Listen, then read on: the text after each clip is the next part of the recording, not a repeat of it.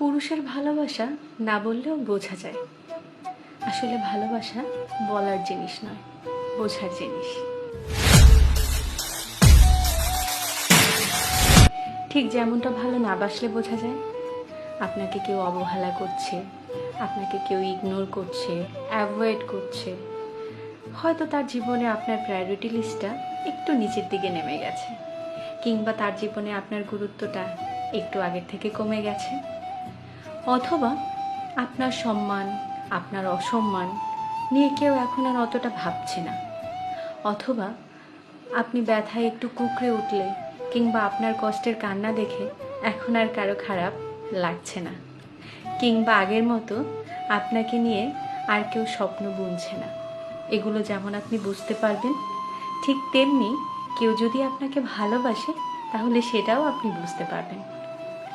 যেমন ভালোবাসা কিন্তু চোখের ভাষা, শুধুমাত্র মুখে আই লাভ ইউ, তোমাকে খুব ভালোবাসি, বড্ড ভালোবাসি, এগুলোর থেকেও যখন আপনার প্রতি তার চোখে ভালোবাসা ভেসে ওঠে তখন বোঝা যায় যে সে আপনাকে কতটা ভালোবাসে।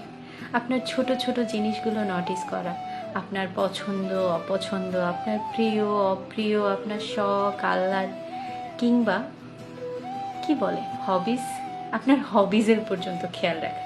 প্রয়োজন তো বড় দূরের কথা। এগুলো যখন একটা মানুষ নোটিস করে, চেষ্টা করে তার সাধ্য অনুযায়ী পূরণ করার, তার সাধ্য অনুযায়ী আপনার পাশে থাকার, তখন সে আপনাকে ভালোবাসে।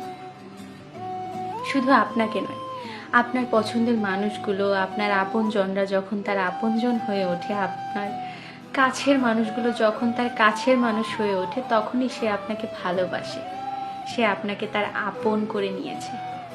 তাই ভালোবাসা বলার নয়, ভালোবাসা বোঝার জিনিস। যদি কেউ আপনাকে বলে যে সে ভালোবাসা বোঝে না, সে এগুলো পারে না, সে বোঝাতে পারে না, কিন্তু সে আপনাকে ভালোবাসে, তাহলে সে একদম মিথ্যে কথা বলছে, যেটাকে বরিশালের ভাষায় বলা হয় ঢাহা মিথ্যা কথা।